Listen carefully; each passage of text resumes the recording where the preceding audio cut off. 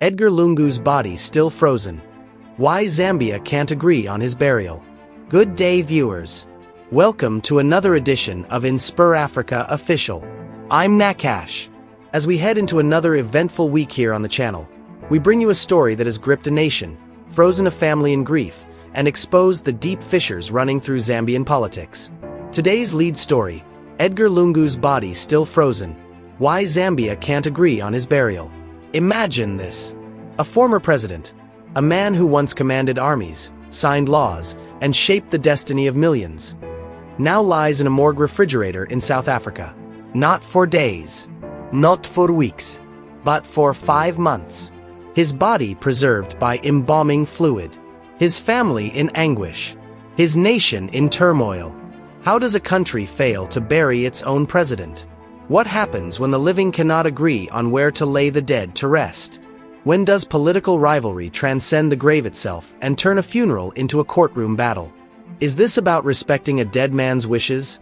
Or about who controls the narrative of his legacy? Can a nation move forward when its past remains literally frozen in time? And what does it say about a democracy when the body of a former head of state becomes a bargaining chip in a power struggle between government and opposition, between protocol and personal vendetta, between public duty and private grief? This is the Edgar Lungu saga. And as his body remains in that South African morgue, questions multiply faster than answers. What are the legal implications? What are the political calculations? And most importantly, when will Edgar Chagwa Lungu finally find peace? Zambian government and South African authorities have stalled, leaving the nation in suspense. In this InspirAfrica official documentary, we uncover the real reasons behind the burial delay, the legal standoff, political tension, and emotional weight of a leader's legacy. Is this about respect for the dead, or control of history itself? The revelation came to light on June 5, 2025, when news broke that Zambia's 6th president, Edgar Chagwa Lungu, had died at a South African hospital following an undisclosed illness. He was 68 years old. Edgar Lungu served as president from 2015 to 2021, a tenure marked by economic challenges, infrastructure development, and ultimately, a bitter electoral defeat to his longtime rival, Hakainde Hichilema. Their enmity ran deep. In 2016, Lungu defeated Hichilema in elections. The following year, in 2017, Hichilema was imprisoned for 4 months on treason charges after his motorcade allegedly failed to give way to President Lungu's convoy. Fast forward to 2021, and the tables turned. Hichilema won the presidency in a landslide. Lungu's post-presidential life became increasingly restricted. According to his lawyers, he was barred from attending church services, funerals, even from walking in public markets. He was pulled off planes when attempting to seek medical treatment abroad. The humiliation was systematic. Then came death. And with death, a new battle began. Initially, an agreement seemed within reach. On June 14, 2025, the Patriotic Front Party announced that the state and Lungu's family had reached a deal. His remains would be repatriated from South Africa on June 18th, with burial scheduled for June 23rd. But on June 19th, President Hichilema made a stunning announcement. The family had changed their position at the last minute, even as South African Defense Forces had mounted a parade for the body's send-off. Hichilema apologized to South African President Cyril Ramaphosa for the unfortunate situation and declared an end to the 16-day national mourning period. The family had other plans. They arranged a private funeral service and burial in Johannesburg for June 25, 2025. Cameras were banned. Entry was restricted. But just hours before the ceremony was to begin, Zambia's Attorney General Mulalo Kabesha filed an urgent case in Pretoria High Court seeking an injunction. Family members, dressed in black funeral attire, were forced to leave the funeral venue and attend a courtroom hearing instead. Mourners gathered at a Johannesburg church, waiting. The court ruled that the burial could not proceed until the dispute was resolved, setting a hearing date for August 4th. On August 8th, the Pretoria High Court ruled in favor of the Zambian government, ordering that Lungu's remains could be repatriated and buried in Zambia with a state funeral. The court noted that even if a president expressed a desire not to be given a state funeral, such wishes must be overridden by public interest. But the family escalated the case to South Africa's Constitutional Court. The High Court matter was adjourned sine die, indefinitely. And so the body remained, frozen, waiting. By August 20th, Two Mountains Burial Services, the South African company preserving Lungu's body, issued a formal warning. While the remains were embalmed and stable, time was a factor. Prolonged storage increased the risk of deterioration. They requested engagement of a pathologist and embalmer for expert assessment. The question: who would pay? Now, as of November 2025, 5 months after his death, Edgar Lungu's body remains in that South African morgue. November 11th would have been his 68th birthday. Instead of hymns and flowers, there is only silence and frost. The voices in this saga tell competing stories of grief, principle, and politics. Makibi Zulu, family spokesperson and Lungu's lawyer, speaking to the press after the court halted the June 25th funeral.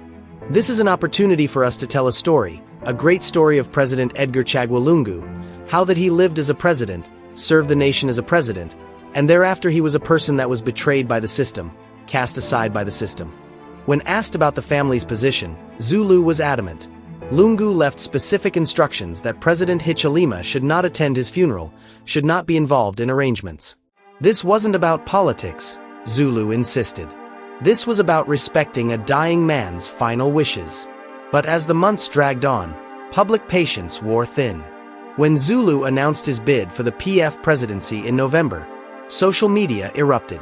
One follower, Fanity Muna, asked pointedly, "If the issue of burial has not been resolved, do you think you can work on load shedding?" Another, K, wrote, I was so sure you would say something about Edgar Lungu, especially that today marks exactly 5 months. Is this a sign that you have moved on?" Charles advised bluntly, "First of all, I respect your political opinion. Secondly, ain't you concerned about the body of ECL? Kindly finish the race of ECL before joining the political thing, with all due respect." Many others simply wrote, Malucula, referencing the ongoing burial delay. President Hakainde Hichilema, in his June 19th address ending the national mourning period, "We have done everything possible to engage the family of our departed 6th Republican president. And we have reached a point where a clear decision has to be made. Given these circumstances, I therefore wish to inform the nation that as of the end of today, June 19th, 2025, this particular national mourning period is officially over. This would allow the country to begin to return to some normalcy." Attorney General Mulalo Kabesha, speaking to ZNBC after the court hearing. "He's not a refugee. We hope an agreement to repatriate Lungu's body could be struck this week." In a later statement, Kabesha elaborated, "The Zambian government wanted a state funeral to ensure that all Zambian citizens can pay their respects in a dignified and appropriate way. Zambia had already prepared a grave at Embassy Park, the cemetery where all presidents are traditionally buried. Personal wishes, the government argued, must give way to national interest." Ambassador Anthony Makwita, author of Lungu's official autobiography, Against All Odds, writing on November 6, 2025. On November 11th, Edgar Chagwa Lungu would have turned 68. But instead of hymns, flowers, and tea, Zambia will mark his birthday with silence and frost. He was the last existing former president of the Republic of Independent Zambia. Frozen in time since June 5th, the 6th president of Zambia lies unburied, caught in a diplomatic and legal rut that mocks the humility he lived by and the dignity he died with. Makwita continued passionately. After leaving office, President Lungu was denied the simple joys of retirement. He was barred from attending church, funerals, and even walking in markets he helped build according to his lawyers. He was pulled from planes, denied exit to seek medical treatment abroad. He was humiliated, and now in death, he is denied burial, frozen in a fridge in SA. His confidants, Brian Mundable, Makibi Zulu, and others, ask the same question. Why? Why must a man who gave so much be denied the peace of the grave? Johann Furstenberg of Two Mountains Burial Services, in an August 11th letter. While the remains are embalmed and stable, time is a material factor that can no longer be ignored. Prolonged storage inevitably increases the risk of visible deterioration. Judge President Aubrey Ledwaba, In the August 8 Pretoria High Court ruling, the court noted that the Zambian courts have previously emphasized that a state funeral is a matter of public interest and protocol for a person of national significance, such that even if a president has expressed a desire not to be given a state funeral, such a wish must be overridden by public interest. And from the Zambian public, ordinary citizens watching this unfold, the sentiment was captured in one mourner's words: "He built roads. Now build the road to his peace." This is not merely a burial dispute. It is a window into Zambia's fractured political landscape, a test of its legal framework, and a question of where personal dignity ends and state protocol begins. The legal maze. The case exposes a critical gap in Zambian law. There is no clear legal framework governing presidential burials. Tanzania, by contrast, has designated cemeteries, defined roles, and processes that respect both state interest and family wishes. Zambia has improvised, and as legal scholar John Sangwa warned, "Without law, we improvise. And improvisation breeds injustice." The South African court ruling that state interest can override personal wishes is legally sound from a protocol standpoint, but raises troubling questions. If a president cannot control even the terms of their own burial, what autonomy remains? Where is the line between public duty and personal rights? The political calculations. The Patriotic Front initially framed the burial battle as a test of loyalty, refusing to let the state touch Lungu's remains. Party members vowed, "No politics until our father is laid to rest." But 5 months later, that position has reversed. PF Acting Deputy Secretary General Brenda Nyirenda now says the party wants government to bury Lungu. Why? Political analysts point to several factors. Evaporating sympathy. Public patience has collapsed. What began as moral outrage has drifted into what many perceive as political theater. The leverage has eroded. Convention season. The PF cannot enter 2026 trapped in perpetual mourning.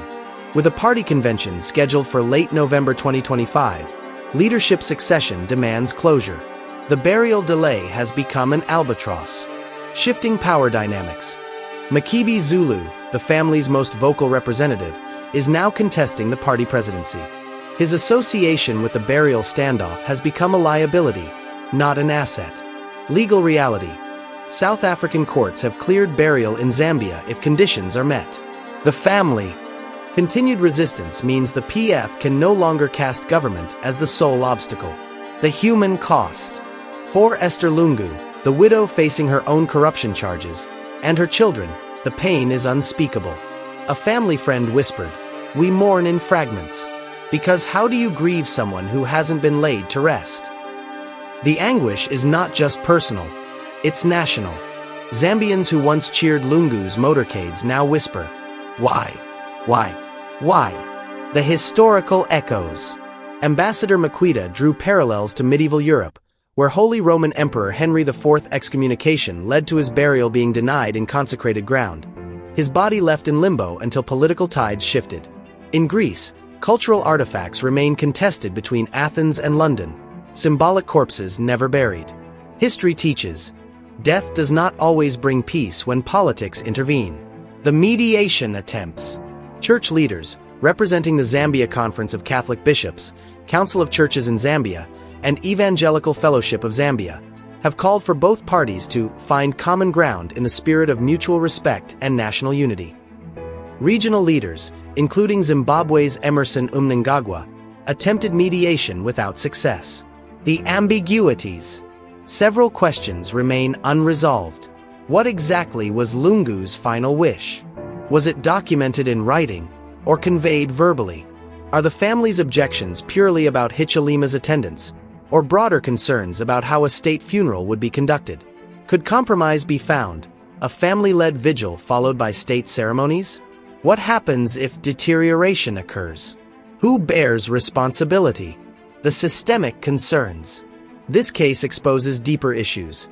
The weaponization of state power against political opponents, the thin line between justice and persecution, and the danger of allowing personal animosity to override institutional norms. If Lungu was indeed restricted from basic freedoms after leaving office, blocked from churches, markets, medical, travel, That speaks to a concerning pattern of post-presidential treatment. Conversely, if the family is using Lungu's body as a political chess piece to embarrass the government, that too represents a dangerous precedent. Thank you for watching this edition of InspirAfrica Official. The story of Edgar Lungu's frozen body is not just about one man or one family. It's about who we are as societies, how we handle power transitions, and whether we can separate political rivalry from basic human dignity. 5 months in a morgue. A nation divided. A family in anguish. A government asserting protocol. Courts deciding what death itself means in the public sphere. As Zambia approaches another election cycle, as the PF prepares to choose new leadership, as Lungu's would-be 68th birthday passes in silence, the question remains, when will Edgar Chagwa Lungu finally rest? We want to hear from you. Drop your thoughts in the comments below. Should personal wishes override state protocol for former presidents? Is the Zambian government right to insist on a state funeral? Has this dispute gone on too long? What would be the fair compromise? Share this video. Let's keep this conversation going. Because until Zambia figures out how to bury its presidents with both dignity and closure, this problem will remain frozen. I'm Nakash, and I'll be back tomorrow with more stories that matter. Until then, stay informed, stay engaged, and keep questioning. See you next time on InspirAfrica Official.